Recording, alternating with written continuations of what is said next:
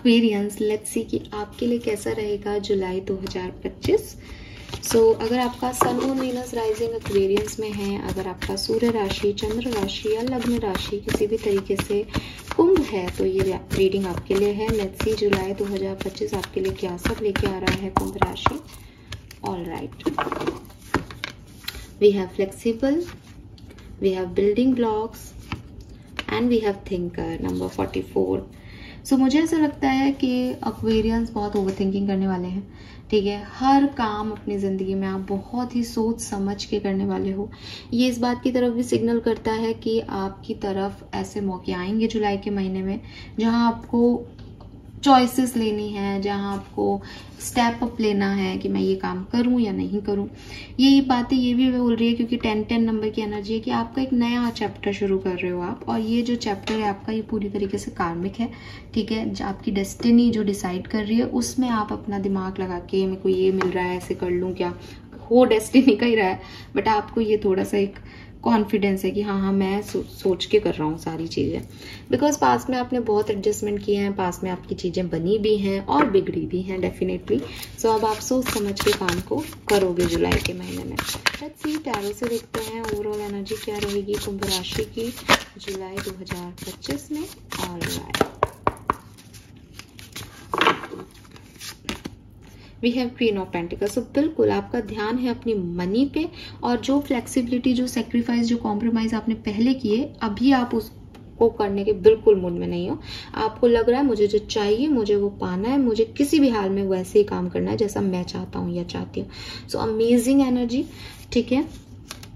We have 10 of wands, king of wands. तो first half में मुझे लगता है कि लव एंड रिलेशनशिप को लेकर के थोड़े से इश्यूज हो सकते हैं, लेकिन सेकंड हाफ आपके लिए बहुत अच्छा है जुलाई का। सेकंड हाफ आपकी करियर के लिए भी अच्छा है, सेकंड हाफ आपकी लव लाइफ के लिए भी अच्छा है।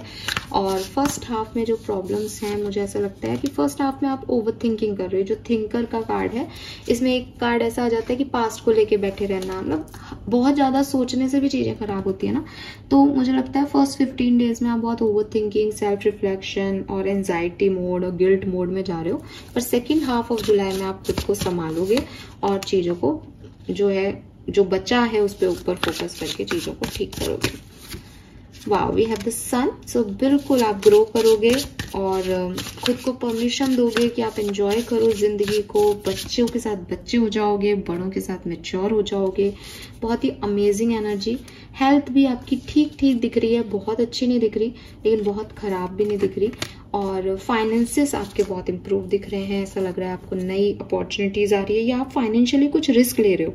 जैसे पहले आप पैसे को ऐसे बांध के बैठते थे, ठीक है, लेकिन आप पैसे को खुद के ऊपर खर्च कर रहे हो, एंजॉय कर रहे हो अपनी मनी को। तो वो वाली एनर्जी। सन भी वही बात बताता है कि वो खुद को एक एक्सपीरियंस दे रही है कि पता नहीं क्या होना है, लेकिन अपने पास पैसा है, अपनी किस्मत का है, तो अपन इसको एंजॉय करें, ठीक है। ये वाली एनर्जी। तो फर्स्ट हाफ ऑफ जुलाई में थोड़ा सा, जैसे कहना चाहिए ना, थोड़े से बर्डन, थोड़ी सी चीज़ों में इश्यूज, थोड़ा सा पास्ट के बारे में सोच के काम करना, बहुत सोचना, ये चीज़ें दिख रही हैं। बट सेकेंड हाफ आपके लिए बहुत ब्लेस्ड है।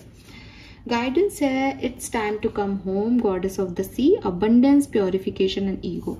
कहीं ना कहीं अगर आप पाथ से भटक गए थे एक्वेरियंस, कहीं ना कहीं अगर आप ईगो ट्रिप पे चले गए थे, मैं अपने हिसाब से कर लूँगा, कर लूँगी, तो आपको वापस घर लाया जा रहा है।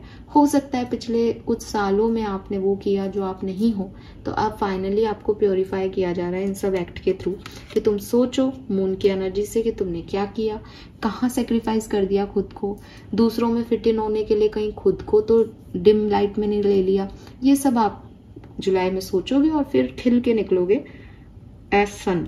और यही आपका कमबैक है बेसिकली अपनी जिंदगी में कि मैं क्वीन ऑफ पेंटिकल हूँ और मैं कैसे इधर उधर किसी के भी चक्कर में आ सकती हूँ, राइट। क्वीन ऑफ पेंटिकल में एक ग्रेस है, उसके पास उसकी अबंडेंस है, वो चीज आप यहाँ पे महसूस करने वाले हो। This is all for you. Hope ये आपसे रेजोनेट होगा। Bye bye.